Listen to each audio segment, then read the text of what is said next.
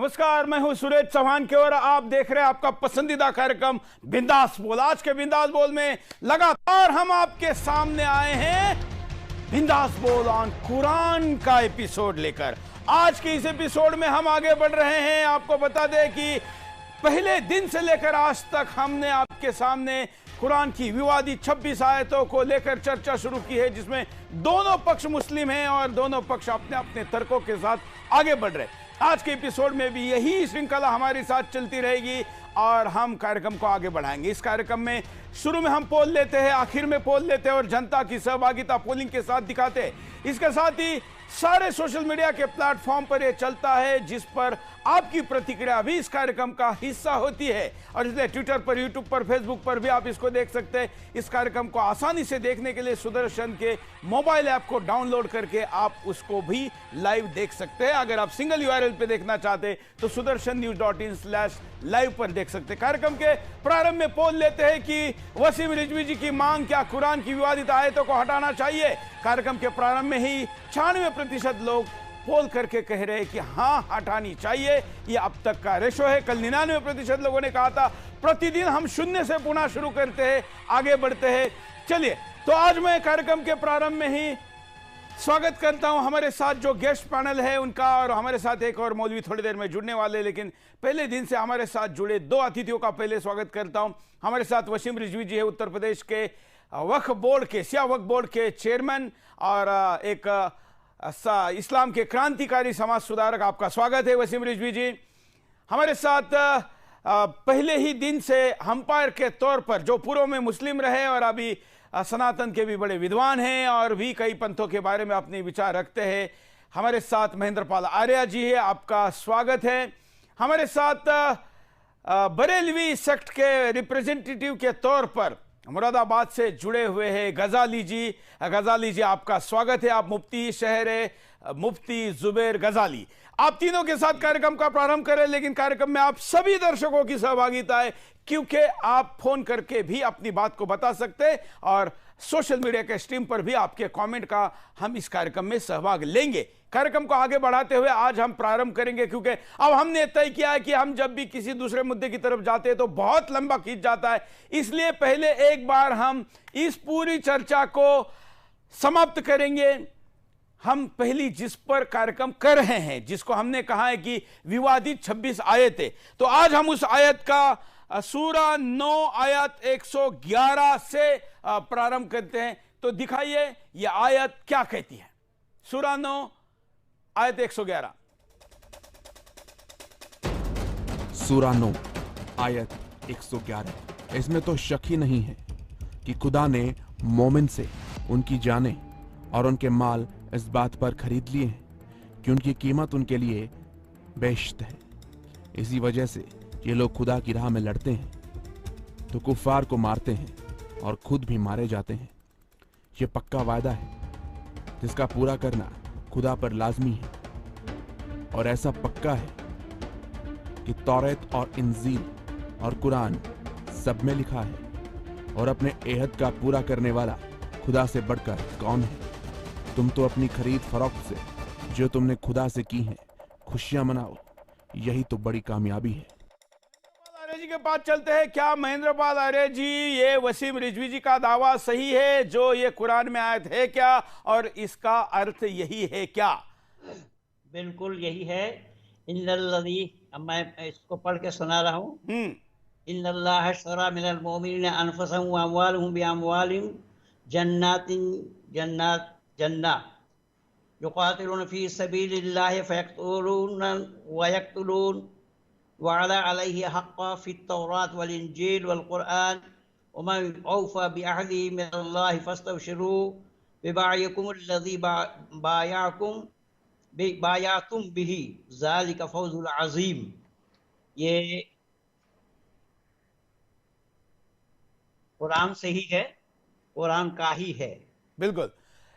और सूरह तौबा, इसमें निसंदेह अल्लाह ने ईमान वालों से उनके प्राण और उनके माल इसके बदले में खरीद लिए हैं कि जिनके लिए जन्नत है, वे अल्लाह के मार्ग में लड़ते हैं, जो तो वह मारते भी हैं और मरते भी हैं। हाँ, ये उसके जिम्मे है। इसके जिम्मे तौरात, इंजील और कुरान में किया गया ये है। तौरेत और इंजील क्या है? ये पहले वाली किताब है, कुरान से पहले वाली किताब है। तौरात हजरत मूसा अलैहिस्सलाम पर उतरी, हाँ, और इंजील हजरत ईसा अलैहिस्सलाम पर उतरी। हाँ, बल्कि एक किताब का नाम और नहीं लिया है, दाऊद पर उतरी थी जबूर, उसकी चर्चा यहाँ नहीं है। इंजील और कुरान में किया गया है। एक पक्का वादा है, और अल्लाह से बढ़ करके अपने वादे को पूरा करने वाला हो भी कौन सकता है। अतः अपने इस सौदे पर खुशियां मनाओ, जो सौदा तुमने उससे किया है। ये इसका और भावार्थ क्या है? आपने शब्दार्थ बता दिया, भावार्थ क्या है? बड़ी सफलता है यहाँ। अल्लाह ने मुसलमानों को ये फरमाया है कि अल्लाह ईमान वालों के, उनके प्राण की, माल की हिफाजत कर रहे हैं। और किसके बदले में? जन्नत के बदले में। और वो अल्लाह के रास्ते में जो लड़े जाएंगे।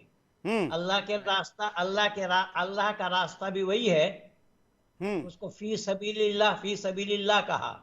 हाँ, ये बुखारी शरीफ के पहला हदीस में, किताबुल जिहाद में यही आया है।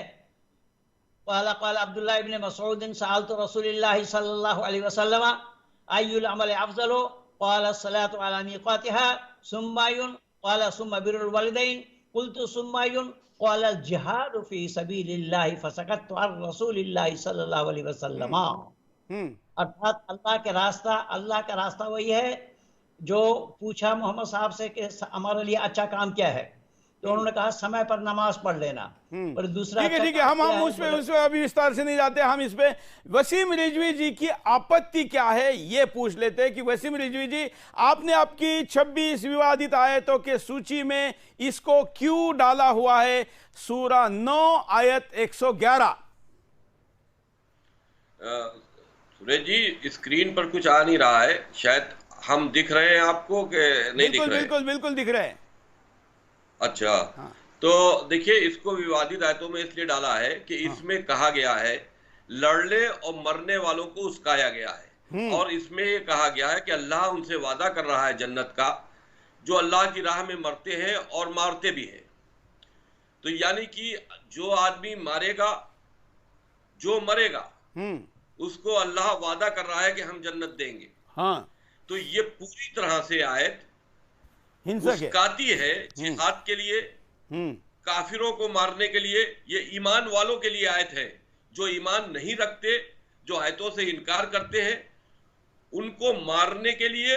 और ये भी कहा गया कि कोई बात नहीं, तुम मारे भी जाओगे और मारोगे भी, हमारे लिए जो लड़ेगा वो मारा भी जाएगा और मरेगा भी। तो ये पूरी तरह से उस्काना है, मारना के लिए।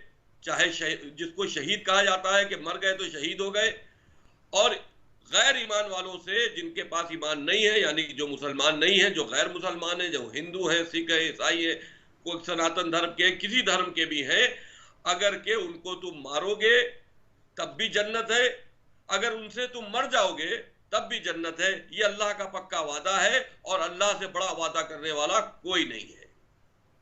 ये आपकी आपत्ति है। मैंने एक एडिशन किया है, क्योंकि हम इन आयतों के ऊपर धार्मिक चर्चा के साथ साथ ये भी कह रहे हैं कि इसका सामाजिक पहलू क्या है, इसका नैतिक पहलू क्या है, इसका कानूनी संवैधानिक पहलू क्या है, धार्मिक पहलू क्या है, आध्यात्मिक पहलू क्या है, इन तमाम मानवता के दृष्टिकोण से लेके। तो हमने जब वकीलों को यह आयत भेजकर पूछा कि संविधान के दृष्टिकोण में इस आयत को आप कैसा देखते हैं, तो हमारे सर्वोच्च न्यायालय के वरिष्ठ अधिवक्ता अश्विनी दुबे जी ने लिख के भेजा कि ये section 295A IPC, 295A IPC के साथ साथ 505B IPC, 153 IPC से लेकर उन्होंने कई सेक्शन बताए। ये सारे सेक्शन 300 से लेकर कई प्रकार के धाराओं का उल्लंघन संविधान के दृष्टिकोण से, किसी को उस्काना और किसी को परावृत्त करना हिंसा करने के लिए के अंदर भी आता है। तो रिजवी जी, क्या ये धाराएं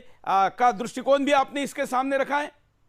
जाहिर सी बात है, जितने भी मैंने 26 विवादित आयतों को लिया है, वो 26 विवादित आयतें हमारे संविधान के तहत बने गए जो कानून है उसके विपरीत है, उसके अगेंस्ट जाती हैं, और ये सिर्फ क्राइम करने और क्राइम को सपोर्ट करने और क्राइम के लिए उस्काने को बढ़ावा देती है। बिल्कुल जो उन्हीं ने चलिए, तो अभी बिल्कुल सही बताया। जुबैर गजाली जी के पास चलते हैं। जुबैर गजाली जी, आपने तीनों पहलू सुने कि रिजवी जी की आपत्ति क्या है, और हमने ये वेरीफाई करवा लिया महेंद्र पाल आर्य जी से कि हाँ ये सही में है, ऐसा ही है, और आपने वकील का भी पक्ष सुना। अब मैं आपका सूरा 9 आयत 111 पे पक्ष सुनना चाहूंगा। आग्रह आपसे एक ही रहेगा कि इस पर ही कंसंट्रेट करें, क्योंकि हम आज चाहते हैं कि कम से कम 4 आयतें आज हम ले, तो हम पूरे 26 का आंकड़ा जल्दी पहुंच सके। बोलिए। बिस्मिल्लाहिर्रहमानिर्रहीम। सुरेश जी, पहले तो आप ये सुन लें कि कुरान पाक में जितनी आयतें हैं, कुछ आयतें ऐसी होती हैं जिनमें हुक्म होता है, और कुछ आयतें ऐसी होती है जो दूसरी आयत की वजाहत बयान करती है। कुछ आयतें दूसरी आयत को एक्सप्लेन करती, ठीक है। इसीलिए हम देखते हैं कि वेदों में भी एक मंत्र बार बार आता है, इसी तरह कुरान में भी कुछ आयतें बार बार आती हैं और वो एक दूसरी आयत को एक्सप्लेन करती, ठीक है जी। तो कुरान पाक में जिस आयत पर आज आप बहस कर रहे हैं, मैं समझता हूं कि सारी आयत पर ना करके बल्कि इसी आयत पर अगर कर लें तो सारे शक व शुबहात दूर हो जाएंगे।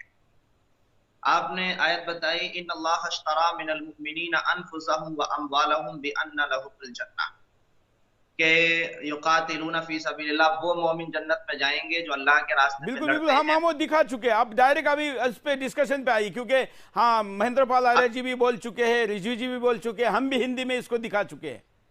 इसमें मुझे ये बताइए कि इसमें काफिरों का लफ्ज कहाँ है, इसमें हिंदुओं का लफ्ज कहाँ है? किसको किसको मरने और मारने की बात की है? जानवरों को मारने, जो हमारी राह में लड़ेंगे, हमारी राह में लड़ेंगे, मरेंगे भी और मारेंगे भी, ये किससे लड़ेंगे? शेर से? इसमें ईमान वालों शब्द तो आया है, तो जितने भी ईमान वाले नहीं है उनको मारो। डॉक्टर साहब आप बात है कि ईमान वाले अगर लड़ेंगे तो, अरे इधर सुनिए, अरे सुनिए, तो ईमान वाले किससे लड़ रहे हैं? आप बोलने क्यों नहीं देते? तुम्हारा सच सुनने वाला होता तो बोलने नहीं देते ना। अभी आपने कह दिया इसमें कुफ्र और काफिर का अल्फाज नहीं आया है। ईमान वालों को लेकर अगर बात कही गई है तो गैर मुसलमानों से लड़ने की तो बात की गई है। अरे बात तो पूरी होने दो कम से कम। ठीक है, पूरी करिए, पूरी करिए। आपने प्रश्न पूछा इसलिए पसंद नहीं है, तुम डिबेट नहीं कर रहे हो, पूरी करिए। बस।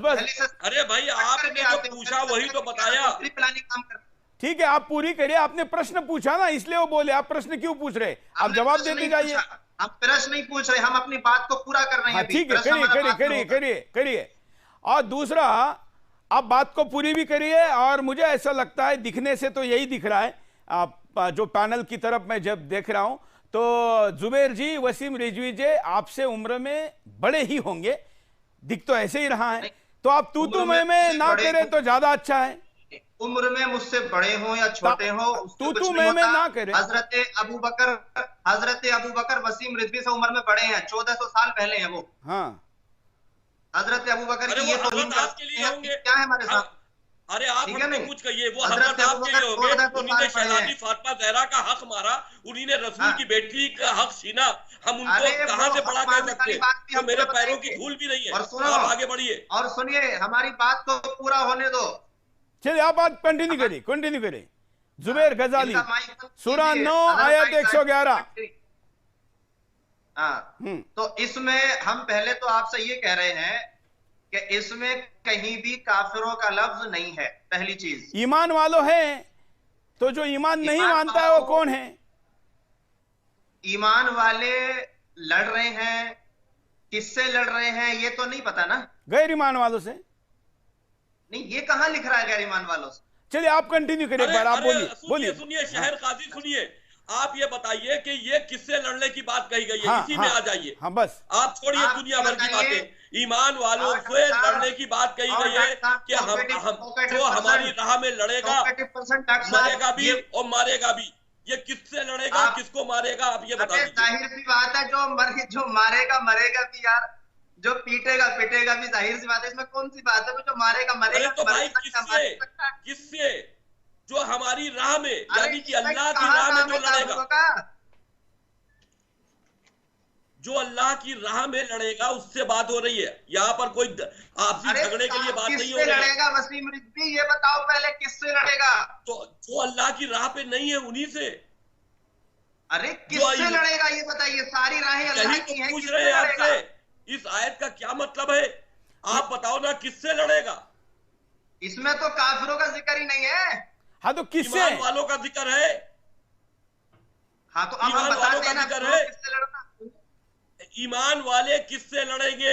अल्लाह ने जन्नत का वादा किससे किया है? किसको मारेंगे और किससे मरेंगे? हमसे क्या है? आपसे किया है, तो आप किससे लड़ेंगे? अब हम बता रहे हैं ना, बताइए, वही तो बताइए ना, बताइए कि आप किससे लड़ेंगे, किसको मारेंगे और किससे मर जाएंगे? सुनिए सुनिए सुनिए, ऐसा होता है कि लड़ना जरूरी नहीं है कि कोई गैर मुस्लिमों से ही लड़ेगा।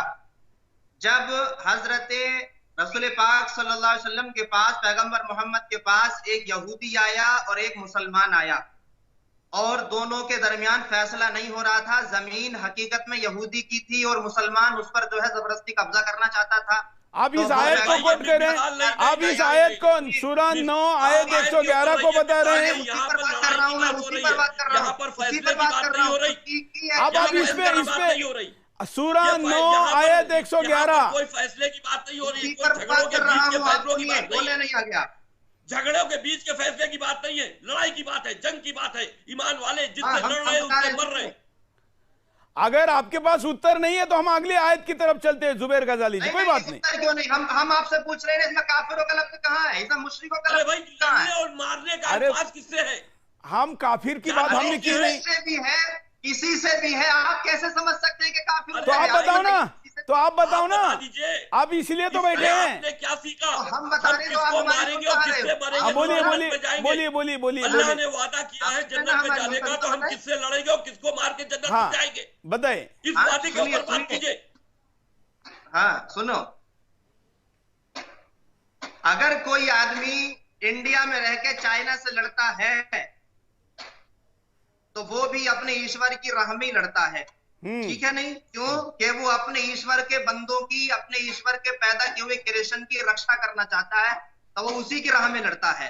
तो लड़ना जरूरी ये नहीं है कि कोई मोमिन काफिर से लड़ेगा, जरूरी नहीं है। जैसे आप कल बता रहे थे कि कुरैश कबीले से लड़ाई हुई थी और काफिर होने की हालांकि बात आपकी ठीक नहीं थी, लेकिन फिर भी आज वो बात हमारे लिए दलील बन जाती है कि जब वहां कुरैश की बात चल रही थी, कबीले की बात चल रही थी, तो वहां पर तो मोमिन की बात नहीं थी ना, वहां काफिरों से लड़ने की बात थी।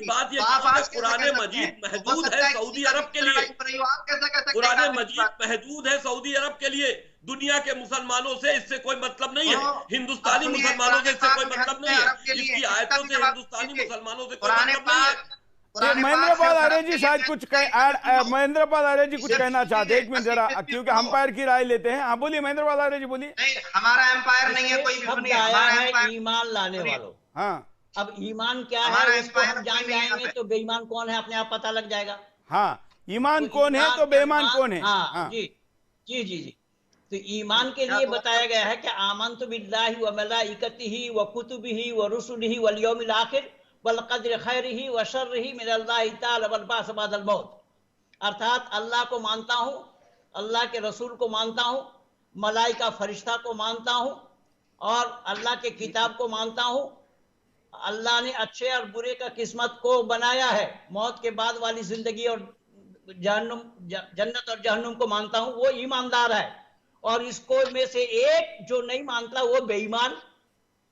ईमान का परिभाषा शब्द बेईमान है। सुनिए पंडित जी, सुनने का भी हिम्मत रखा करो।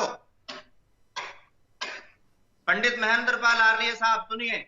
हाँ, वेदों के अंदर है कि जो यज्ञ ना करे वैसे। अरे भाई आप वेदों को क्यों कोट कर रहे हैं?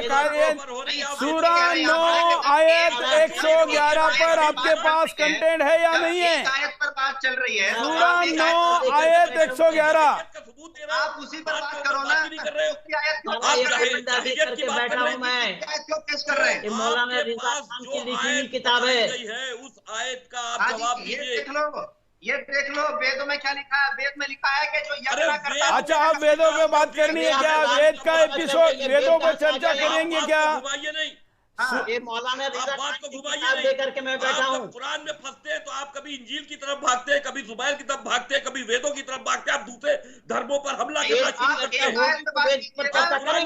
अभी तो कुरान पर चर्चा हो रही है, तो ईमान का परिभाषा आपने गलत क्यों बताया? ईमान की परिभाषा इन्होंने बताई, आपने कहा काफिर की बात नहीं, तो हमने भी नहीं कहा कि काफिर हैं ना मुशरिक हैं। गैर ईमान वाला जो कि ये 5-6 चीजें अल्लाह को नहीं मानता है, उसका कत्ल करो कहा है। अब उसमें अगर मैं ना मानूं एक चीज को, तो आप मेरा कत्ल करने की बात कर रहे हैं। रिजवी साहब तो यही कह रहे हैं, उनका कहना भी तो यही है। यही इसके सिवा है क्या? मैंने क्या बताया कि एक आयत सारा हवाला दे रहे हैं। तो आप बताएं ना कनेक्शन कहाँ है और इसका भावार्थ, शब्दार्थ क्या है? अब इसका जो एक्सप्लेनेशन है, ये तो गलत बता रहे हैं। ये ईमान का परिभाषा ही गलत बता रहे हैं। ये ईमानदार होकर के ईमान का परिभाषा गलत बता रहे हैं कि यहाँ साफ साफ शब्दों में ईमान का परिभाषा बताया गया। अल्लाह को मानता हूं, आमन तो बिल्लाह, मैं ईमान लाता हूं अल्लाह पर, वह मलाइका पर। अरे सुनिए तो मेरी बात तो सुनिए। कुछ भी, और उनके किताबों पर, वो तौरात, चलिए कंटिन्यू करें। हम आपको अभी 1 मिनट में खत्म करते, क्योंकि हमको अगले आयत की तरफ जाना है। वल आखिर, और आखिरत के दिन पर, क़यामत के दिन पर। ठीक है, ईमान वाली बात समझ में आ गई। आगे बढ़ते आगे। जुबैर जी आगे बढ़िए, हमको 1 मिनट में खत्म करके अगली आयत लेनी है। तो ये है सूरह नंबर 60 आयत नंबर नहीं, अभी सूरा 9 आयत 111 पे बात हो रही है।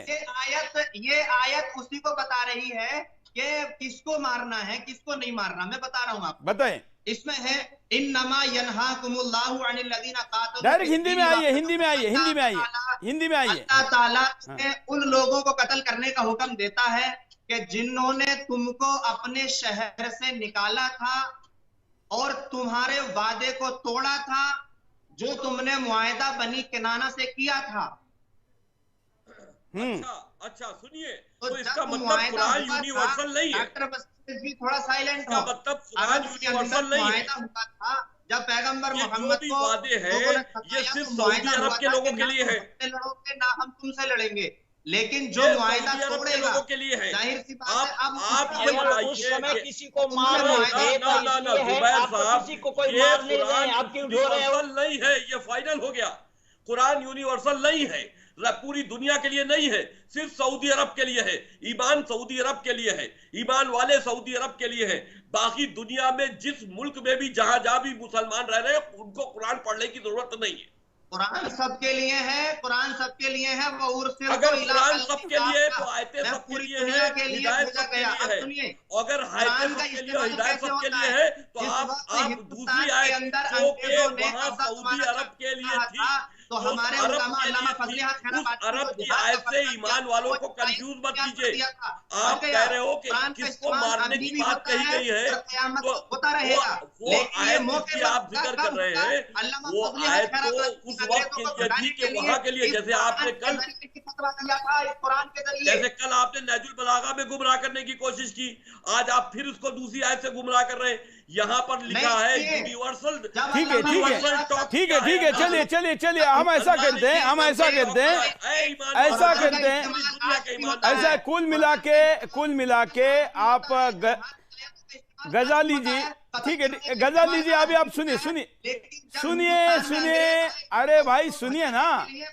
इस्तेमाल किया गया था। अच्छा, अभी आपने जो कोट किया, आपको जो बताना था बता दिया। कुल मिला के ये आयत अरब के किसी घटना के रेफरेंस में है, ये आप मानने को तैयार हैं? आपने खुद बताया है।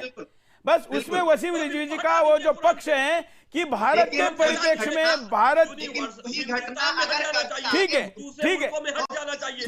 है रिजवी जी आपकी बात समझ में आ गई, इन्होंने अपना पक्ष रख दिया है। अभी हम चलते हैं सूरा 9 आयत 85 की तरफ। अब सूरा 9 आयत 85 क्या कहती है, इसको हम देखते हैं।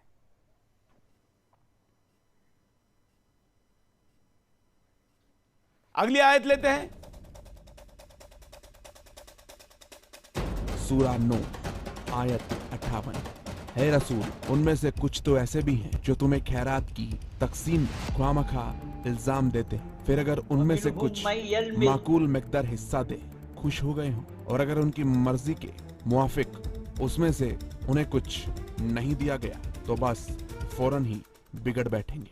तो महेंद्र बालारे जी, ये जो आयत है ये 58 सूरा 9 आयत 58 क्या कहती है? ये सही है ये दावा जो रिजवी जी ने इसमें 26 में ऐड किया हुआ है? बिल्कुल बिल्कुल ये सही है, आयत कुरान की है और इसमें अब बताया गया है कि और उनमें से कुछ लोग सदकों के विषय में तुम पर चोटें करते हैं, किंतु यदि तुम्हें उनमें से दे दिया जाए तो प्रसन्न हो जाएं, और यदि उन्हें उसमें से न दिया गया तो क्या देखोगे कि क्रोधित होने लगते हैं। और सवाल ये है कि जो हम यहाँ हवाला दे रहे हैं वो आयत जब कुरान की है और अर्थ इसका यही है, फिर इसमें नू नकुर करने की बात कहाँ से आ रही है? हाँ ठीक है, वही अभी जो उन्होंने उनको जो पक्ष रखना था उन्होंने रखा, रिजवी जी ने अपनी आपत्ति बताई। हम आगे बढ़ते जाएंगे, एक एक करके दर्शक तय करेंगे, न्यायालय तय करेगा, संसद तय करेगी। हम फैक्ट को लोगों के सामने रखे, बाकी बहुत ज्यादा गणित कराने में बैठेंगे तो 2 और 2 5 होंगे, 4 होंगे, इसमें नहीं पढ़ते। रिजवी जी आपकी आपत्ति बताइए सूरा 9 आयत 58। इसमें भी इंसानियत को लेकर बंटवारे की बात कही गई है। इसमें यह कहा गया है कि जो खैरात हम तुमको देते हैं, जिनको नहीं देते हैं वो तुमसे मुंह बनाते हैं। यानी कि अल्लाह जो है वो सिर्फ ईमान वालों को लिए सारी चीजें महदूद करता है। दूसरों को अगर नहीं दिया जाता है तो वो उस पर बिगड़ते हैं, तुमसे नाराज हो जाते हैं। ये सारी चीजें इस तरह की हैं कि जैसे दुनिया सिर्फ और सिर्फ मुसलमान के लिए बनी है। जो कुछ नेमतें हैं वो अल्लाह देता है और वो मुसलमानों को देता है। गैर मुसलमानों के लिए ये दुनिया बनी ही नहीं है। मुसलमानों को नेमत देना और काफिरों को मारना, जिहाद करने का कहाँ चर्चा है भाई? आप बताइए ना, आप बताइए। अरे भाई यहाँ पे ये जिहाद के लिए नहीं है, ये नफरत के लिए है, ये नफरत के लिए है मुसलमानों के पक्ष के। ऐसा आप बताए जुबैर गजाली जी, आप अपना स्पष्टीकरण दीजिए। मारने के लिए थोड़ी ना। चलिए मैं इसका तर्जुमा करता हूं। हाँ बताए इसका तर्जुमा बताए। हाँ, और उनमें से कुछ लोग ऐसे हैं जो सदका चाहते हैं, अगर उनको मिल जाता है तो राजी हो जाते हैं, और नहीं मिलता है तो वो कुछ नाराज से हो जाते हैं। ठीक है, लेकिन अगर वो ये जान लें कि जो भी अल्लाह ने उनको दिया है उसी पर राजी रहना चाहिए, और उन्हें ये सोचना चाहिए कि हमें जो अल्लाह ने जो दिया है वो हमारे लिए काफी है। क्यों? क्योंकि वइन्ना इलल्लाहि रागिबून, क्योंकि एक दिन हमें दुनिया से जाना है, हमेशा दुनिया में नहीं रहना है। इसका तर्जुमा ये है। इसमें कौन सी बात है काफी? आप बोलो ना, आप अपनी बात बोलो भाई, आप अपनी बात बोलो ना। नहीं, आप अपनी बात स्पष्टीकरण दीजिए। अच्छी बात है भाई। अच्छा, इसमें तो अच्छी बात है। अगर कोई गरीब हिंदू है, गरीब मुसलमान है, तो उसे सोचना चाहिए कि यार कोई बात नहीं, मुझे पैसा नहीं मिला तो मुझे अपने ईश्वर से भरोसा खत्म नहीं करना चाहिए। कोई बात नहीं, तो सबके लिए नसीहत है। ये आपके कुरान मजीद में मुसलमानों के लिए कहा गया है जनाब। अरे कि हम उनको नहीं देते, ये सिर्फ मुसलमानों की बात है कि हम जिनको नहीं देते, यानी कि अल्लाह आपको देता है और गैर मुसलमानों को नहीं देता। तो फिर अल्लाह सबके कैसा हो गया? कहाँ है ये? अरे बात तो वही है, आप पढ़िए तो है। क्या मतलब है? क्या मतलब है? पढ़िए तो है, क्या लिखा है? मैं जो तुमको देता हूं, अल्लाह कुरान के अंदर ईमान वालों से ही बात कर रहा है, काफिरों से बात नहीं कर रहा है। सरासर झूठ है। अल्लाह ताला ईमान वालों से नहीं, वो तो कह रहा है कि कुछ लोग ऐसे हैं कि जिन्हें मिलता है तो राजी होते हैं, नहीं मिलता तो नाराज। तो लेकिन जब ना मिले तो ऐसे हैं जिनको मिलता है राजी हो जाते हैं। ये बात मुसलमानों के लिए है। और जिनको नहीं मिलता है वो गैर मुसलमानों के लिए है। आप बात को समझिए। कुरान के अंदर जितनी भी बातें कही गई है, जितनी भी बातें कही गई है वो मुसलमानों के लिए कही गई है। मुसलमानों का लफ्ज कहाँ है? उस पे मुसलमानों के लिए कही गई है। आप इस बात को समझते क्यों नहीं? किसको देता है? जिसको नहीं देते वो नाराज हो जाता। मतलब ये कौन सी बात हुई है? पता कि मुसलमानों के लिए कही गई है। अरे तो फिर इससे पहले वाली आयत को आपने ये कैसे मान लिया था कि वो उस गैर मुसलमानों को कत्ल के लिए नहीं थी? आप बात को घुमाते क्यों है? साफ साफ बात क्यों नहीं करते? अल्लाह ही देता है। आपका मतलब ये ठीक है, अल्लाह ने देता। अब अल्लाह क्या कह रहा है कि हम जिसको देते हैं वो खैरात, मतलब खैरात देता है। ये खैरात के बारे में है। नहीं नहीं, इसका ऐसा नहीं है जिसको देते हैं। आप दोबारा से ट्रांसलेशन निकालिए, अपनी आप पढ़ लीजिए। खैरात क्या होती है? खैरात क्या होती है? खैरात के मतलब बताइए। सदका देना, किसी को पैसा देना, माल देना, ये है खैरात। खैरात माल देना, किसी को पैसा देना, माल देना। खैर हो गई तो खैर माने होता है भलाई करना। खैर के लिए कोई चीज देना, खैरात। हाँ, खैर किसी के साथ भलाई करना, उसको खैर कहते हैं। जी वही तो मैं कह रहा हूं, जिनको देता हूं। यहाँ पर जितने भी अल्फाज हैं वो कुरान के अंदर, ये सारे अल्फाज ईमान वालों के लिए हैं। जो आयतों से इनकार करते हैं उनके लिए नहीं है। यही तो मेरा भी आपसे कहना है कि आयतों से इनकार करने वालों के लिए नहीं है। जिसको नहीं देता वो रूठ जाते हैं, मुंह बनाते हैं। अरे भाई, जाहिर सी बात है कि अल्लाह मुसलमानों को दे रहा है और गैर मुसलमानों को नहीं दे रहा है। गैर मुसलमानों को नहीं दे रहा है। ये कौन सी भेदभाव वाली बात है? जो जितनी मेहनत करेगा, जो जैसी मेहनत करेगा वैसा फल पाएगा। अरे भाई, एक नसीहत है, एक कौन आयत है सबके लिए। अच्छा, ठीक है। अच्छा, ये मुझे बताइए गजाली जी, इसमें आप कौन सी आयत का रेफरेंस देंगे? जैसे आपने पिछले बार कहा कि इसका रेफरेंस दूसरी जगह है, तो इस आयत का रेफरेंस कहाँ है? देखिए सुरेश जी, मेरी बात सुनिए। हाँ, जो आयत खुद ही एक्सप्लेन्ड है उसका क्या? ठीक है। अच्छा, ये मुनाफिको क्या होता है? मुनाफिक होता है छदम बेशधारी। अच्छा जी, ठीक है। शायद महेंद्रपाल आर्य जी आपका कमेंट लेते हैं इस पे। सूरा 9 आयत 58 पर जो बात यहां पर गजाली जी ने कही है, उस पर महेंद्रपाल आर्य जी का कमेंट। मेरा कमेंट ये है कि इस्लाम को छोड़कर किसी और को इस्लाम में खैरात देना भी मना है। हाँ, यहाँ तक के शरीर के किसी अंग को भी आप प्लान नहीं कर सकते। यानी गुर्दा ले सकते हैं लेकिन देना हराम है। अच्छा, इस रेफरेंस में है। हाँ, बिल्कुल। आंख ले सकते हैं, किसी और को देना हराम है। क्या ये सही है? ये सही कह रहे हैं महेंद्र गजाली जी? क्या अंगदान इस्लाम में बैन है? आप किसी का गुर्दा ले सकते हैं, किडनी ले सकते हैं, लेकिन अपनी नहीं दे सकते। ये सही कह रहे हैं, गलत कह रहे हैं? कुरान पाक में है, सूरह माइदा के अंदर।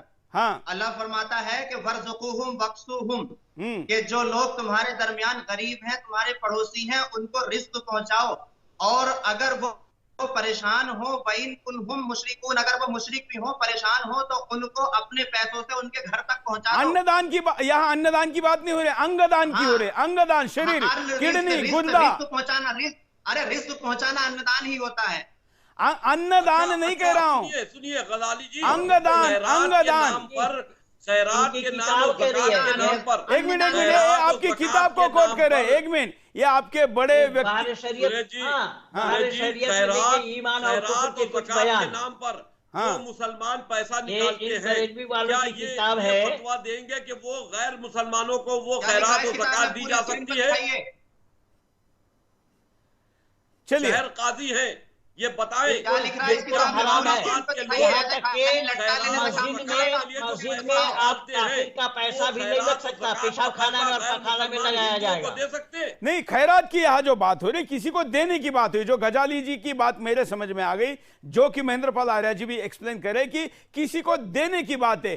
तो आप तो किसी को अंगदान कह रहा हूं, आप अन्नदान बोल रहे हैं, मैं अंगदान बोल रहा हूं। मतलब आपके शरीर का कोई हिस्सा, आंख, किडनी, अच्छा, लिवर, अंगदान। हाँ, अच्छा, वो किसी को इस्लाम के अनुसार दिया नहीं जा सकता, बराबर?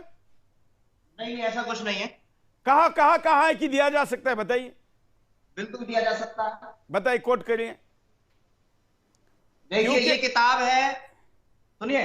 कुरान में बताइए, किताब में मत बताइए, कुरान में बताइए। हम कुरान पे बात कर रहे हैं, हम कुरान पे बात कर रहे हैं। एक बात सुनिए, क्योंकि कहीं पर भी ऑर्गन डोनर लिस्ट में मुसलमान नहीं दिखता है।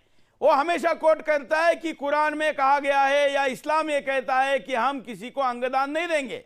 नहीं, अरे क्या, सुनिए सुरेश जी, सुनिए मेरी बात सुनिए। हाँ, ऐसा है, जिस वक्त का कुरान नाजिल हुआ है 1400 साल पुराना, उस टाइम में ऑपरेशन वगैरह तो होते नहीं थे जो किसी को क्या बोल रहे हैं? हमारे यहाँ शुश्रूषा बात कर रहे हैं, अल्लाह को दुनिया के बारे में मालूम ही नहीं था। कितने दिन हुए? सुश्रुत जी को कितने दिन हुए? अरे भाई, अल्लाह को दुनिया के बारे में नहीं मालूम था।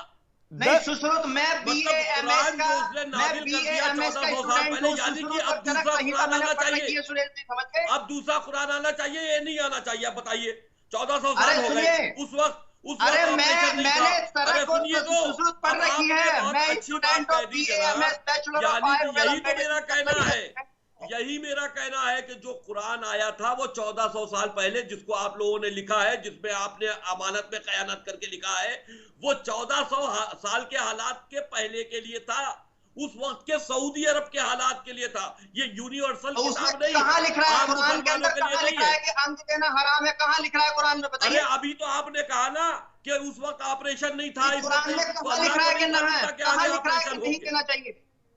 अल्लाह को नहीं मालूम था आगे ऑपरेशन होंगे। अच्छा, आप शहर अच्छा, आपने अभी सुश्रुत का उदाहरण दिया, आपने अभी सुश्रुत का उदाहरण दिया, तो सुश्रुत भी मतलब भारत में, यहां तक कि आप बाकी सर्जरी की बात करते हैं, भारत में प्लास्टिक सर्जरी भी 2500 वर्ष पहले हुई है।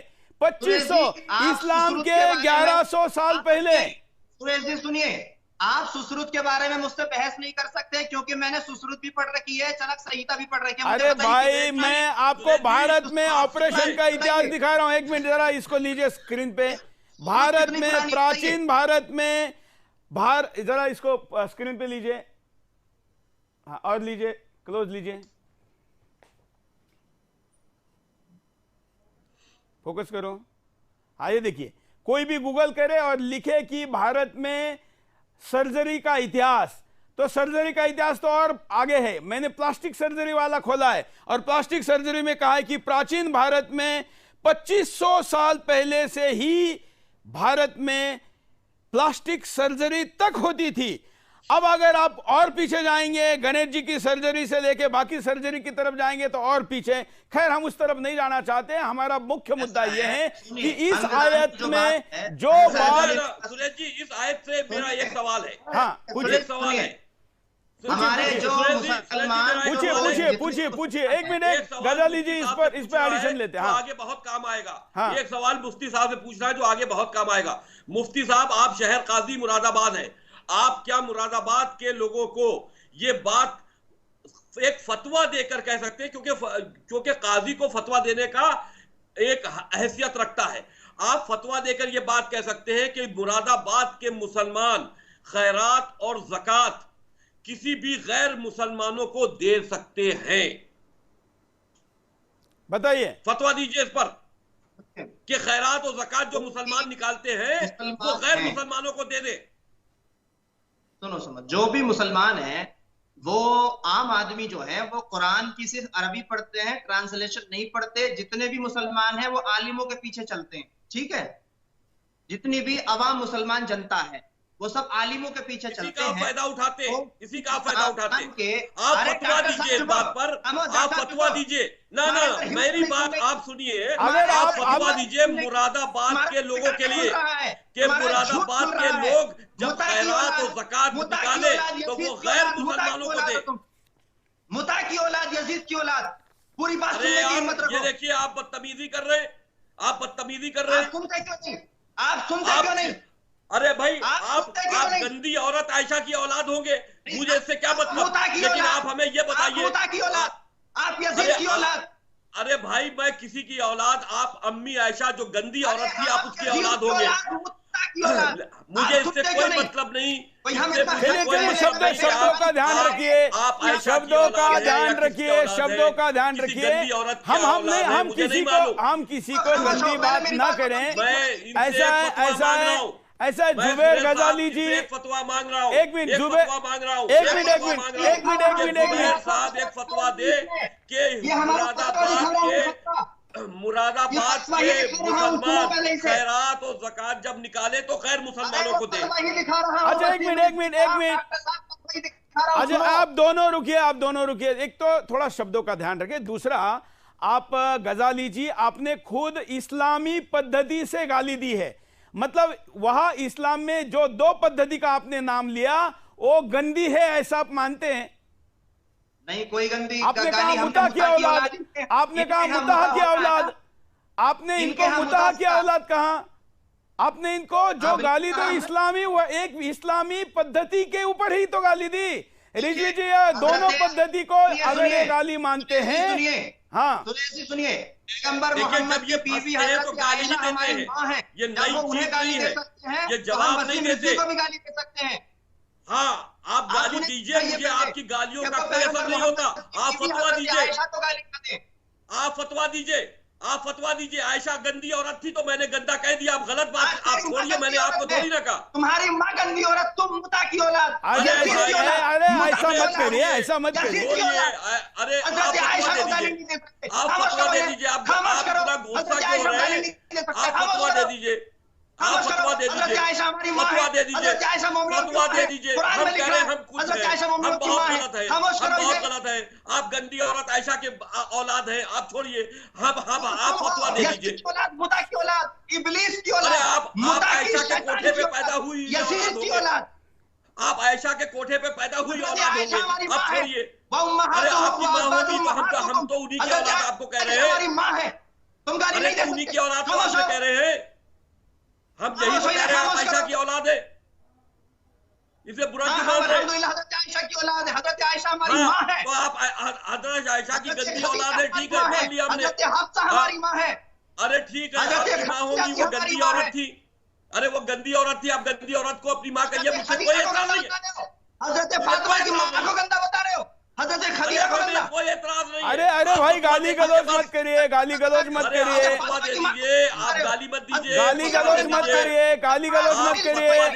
अरे भाई आप दोनों मुसलमान हैं, आप एक दूसरे को गाली दे रहे हैं। अरे आप फतवा दे दीजिए, गाली ना दीजिए। गजाली जी एक मिनट फतवे के हम इनको रिजवी जी आप एक मिनट, रिजवी जी एक मिनट, गजाली जी आप भी थोड़ा चुप बैठे। देखिए आपको बुरा लगा जब इन्होंने आयशा जी के खदीजा को गाली नहीं दे सकते। हाँ एक मिनट मैं दोनों को गलत ठहरा रहा हूँ। हाँ मैं दोनों को गाली दे सकते हो, लेकिन मेरे अरे भाई गजाली आप रुको एक मिनट ऐसा है गजाली जी आपको बिठाया, मैं उसका जवाब दे रहा हूँ। तो हाँ ठीक है, पहले गाली गलौज खोलोज करे, कल ये कोर्ट में जाएगा वीडियो होगा तो वहां बोलना पड़ेगा। आपने मुझको कहा, हाँ गजाली जी आपने इनकी माँ को कहा ना, जब आप इनको औलाद कह रहे थे इनके माँ पे गाली दे रहे हैं, तो आप रिजवी की माँ को गाली दे रहे हैं और आयशा की गाली आपको बुरी लग रही है।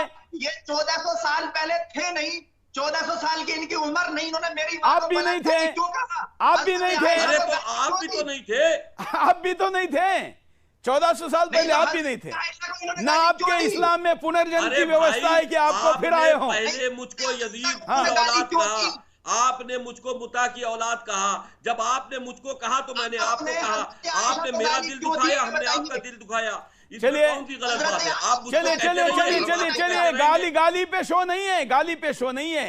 जुबैर जी आप शहर के सुरेश जी मुझको फतवा दिला दीजिए। हाँ ठीक है, ऐसे जुबैर जी अभी देखिए आप एक बरेलवी सेक्ट को रिप्रेजेंट कर रहे हैं, मुफ्ती हैं, आप गुस्से में गाली तक पहुंच गए, थोड़ी देर में गोली तक पहुंच जाएंगे, ऐसा कैसे चलेगा? धैर्य रखिए ना, धैर्य सिखाया कि नहीं कोई? धैर्य रखिए। चलिए अब हम चर्चा पे पुनः लौटते हैं। रिजवी जी ने कहा रिजवी जी ने कहा कि जिस बात को आप कह रहे हैं, मैं जरा एक्सप्लेन करता हूं। रिजवी जी ने इस बात पर यह कहा कि जो बात यहां पर गजाली कह रहे हैं अगर वो सही है तो शहर का फतवा दे दो, बात खत्म, आपकी बात एक्सेप्ट, हम आगे बढ़ते हैं। क्या है फतवा, क्या है वो ये कह रहे हैं वही फतवा है? मैं फतवा दिखा रहा हूं, सुनिए, पढ़िए। अरे आप फतवा दे दीजिए, सिर्फ इतना कह दीजिए कि मुरादाबाद के लोग खैरात ज़कात जब निकाले तो गैर मुसलमानों को दे।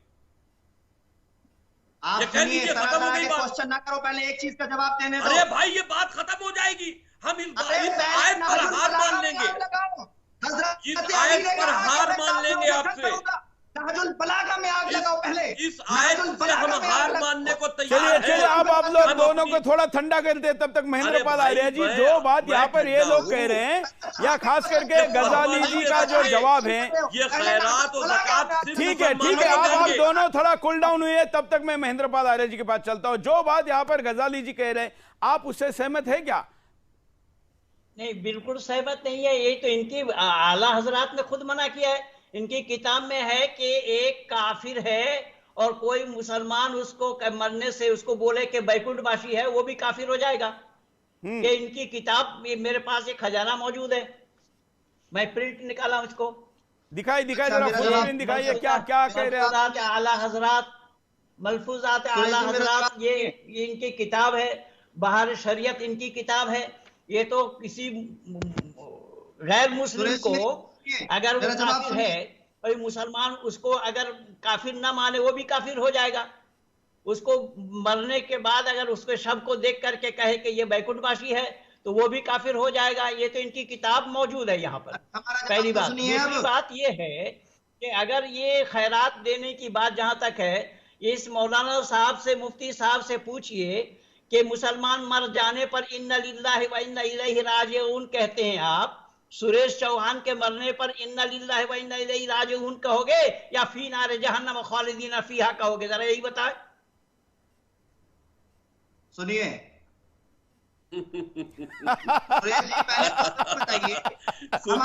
सुनिए नहीं, बताइए, हाँ या नहीं बताइए, हाँ या नहीं बताइए। जवाब दे रहे हैं ना? मैं आपको चाहे तो इसके ऊपर मेरे पास ज़कात फाउंडेशन के मेरे पास ज़कात फाउंडेशन के एक संचालक का वीडियो है।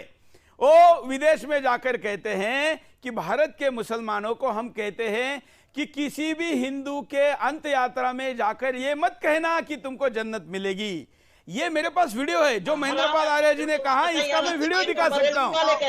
रागनी तिवारी का वीडियो चलाओ, बाहर शरीयत में पा जाएंगे आप, इनके कानूनी शरीयत इनकी किताब है, कानूनी शरीयत में भी पा जाएंगे कि कोई काफिर का जनाजा देख करके कहे कि ये बैकुंठवासी है तो वो भी काफिर हो जाएगा मुसलमान। हाँ, तो इन्होंने इसलिए जवाब नहीं दिया ना। बुखारी शरीफ के अंदर है, जब मक्का के अंदर एक यहूदी का जनाजा जा रहा था, उस दिन उसने बोला, वो भी बदतमीजी नहीं किया। मैं, मुझे बोलने का समय नहीं मिला था, मैं बोल नहीं पाया। आपके हाथ में कुरान देना कुफ्र है और आपका कोई मुसलमान बिना वजू किए कुरान ले नहीं सकता, और आपके साथ तो वजू का कोई सवाल ही पैदा नहीं था, आपने कुरान ले लिया, वो कतई हराम है। अच्छा, इसका प्रश्न भी एक बार शहर काजी को पूछ लेते हैं, मुफ्ती जी को पूछ लेते हैं। जुबैर जी, अगर मैं बिंदास के दौरान हाथ में कुरान लेकर उसको कोई पेज को कोट करूं तो क्या ये कुरान की बेअदबी है? नहीं, कोई बेअदबी नहीं है। हाँ, तो कोई बेअदबी नहीं। अभी जो जिन लोगों ने कहा है कि मैंने गलत किया है, उन लोगों के लिए आप ये इसका फतवा भी दे सकते हैं क्या? नहीं, हमारे कुरान में लिखा हुआ है। हाँ, कुरान में लिखा हुआ है कि कुरान को काफिर भी छू सकता है, गैर मुस्लिम भी छू सकता है। तो सुरेश चौहान के काफिर है, सुरेश चौहान के काफिर है, सुरेश चौहान के काफिर है। अरे ये तो चलता पुर्जा है, चलता पुर्जा मोमिन भी छू सकता है। सुरेश जी, आपने फतवा चाहिए, चलता फतवा चाहिए है, मुझे फिर फतवा हम चाहिए। बताएंगे ना अभी काफिर किसको कहते हैं, अभी आपको पता ही अरे कहाँ है। मुझे फतवा चाहिए भैया, भैया फतवा दे दीजिए। ना कि काफिर किसको शहर कहते काजी हैं। एक फतवा हम दे इसी दीजिए। पे बहस कर रहे मुझे हैं ना। मुरादाबाद में मैं एक मुसलमान हूँ, मुझे मुरादाबाद में खैरात और ज़कात एक हिंदू को देनी है, तो क्या मैं दे सकता हूँ? ये मुरादाबाद वालों के लिए पूछ रहा हूँ कि मुरादाबाद वाले अपनी खैरात ज़कात हिंदुओं को दे दे। अच्छा, ये जायज़ होगा? क्या ये मुरादाबाद के बाहर फतवा नहीं दे सकते क्या? नहीं, हम लोगों ने इनकी 3 सीमा में बात कर अच्छा, रहे हैं। इनकी जुड़ी सिरे में बात करते हैं, इनकी जुड़ी सिरे में बात करते हैं, इनकी जुड़ी सिरे में। चलिए हम सूरा 9 आयत 58 पर कहां तक पहुंचे जुबैर जी, क्योंकि अभी समाप्ति की तरफ हम बढ़ रहे हैं। देखिए सुरेश जी, बात अधूरी रह जाएगी, ये फतवा नहीं दे रहे। ये बहुत अहम बात है, क्योंकि ये आयत जो आपने दिखाई थी, ये खैरात ज़कात के ऊपर है, सुन लो, अंग दे सकते ये हैं या खैरात नहीं, ज़कात के पहले ऊपर है, ये बच रहे। ये तो जवाब सरासर है। झूठ बोल रहे हैं, झूठ बोल रहे हैं, ये झूठ बोल रहे हैं, इस्लाम के खिलाफ बोल रहे हैं। खैरात और ज़कात के ऊपर आयत है, इसलिए आपको ये फतवा देना पड़ेगा कि मुसलमान खैरात और ज़कात हिंदुओं को दे सकते हैं। आप इसका फतवा दीजिए अपने मुरादाबाद में। चलिए चलिए, कोई बात नहीं, आप दोनों ने अपना पक्ष रखा और आज हमने पहली बार किसी एपिसोड में 2 आयतों पर कम से कम चर्चा तो की, और इसलिए आज के एपिसोड में हम ये 2 आयतों पर रुकते हैं, लेकिन पोल लेते हैं कि पोल पर लोग क्या कह रहे हैं। जब यह पूछा गया कि वसीम रिजवी जी की मांग कुरान से विवादित आयतें 26 आयतें हटाने पर देश की जनता क्या कहती है, तो जो शो के शुरू में पोल था वो अब शो के अंत तक कहां तक पहुंचा है। इधर चलते हैं, आप भी अपना पोल कर सकते हैं और प्रतिदिन ये पोल हो रहा है। ये पोल के लिए आपको सुदर्शन का मोबाइल ऐप अपने मोबाइल में डाउनलोड करना चाहिए। सुदर्शन का सक्रिय सदस्य बनकर बात करेंगे तो आपकी बात और आप टेक्स्ट में, ऑडियो में, वीडियो में रख सकते हैं। उसके लिए हम जल्दी एक बड़ा कैंपेन लाने वाले हैं जो कि स्पेशली जन सहभागिता का ही कैंपेन रहेगा। कार्यक्रम में 99% के साथ इस एपिसोड को हम यही समाप्त करते हैं, लेकिन हम आज का 15वां एपिसोड समाप्त करके आपके पास कल फिर हाजिर होंगे और लेकर आएंगे। कल मतलब ये एपिसोड जब शनिवार को चलेगा तो रविवार को हम सप्ताह के सारे मुद्दे लेते, इसलिए रविवार के दिन बिंदास बोल इस विषय पर न जाकर सोमवार रात 8 बजे पुनः कुरान की विवादित 26 आयतों की बची हुई आयतों पर हम चर्चा करेंगे। आज हमारे साथ जुड़ने के लिए पूरे पैनल का बहुत बहुत धन्यवाद। आज के लिए इतना ही। जय हिंद।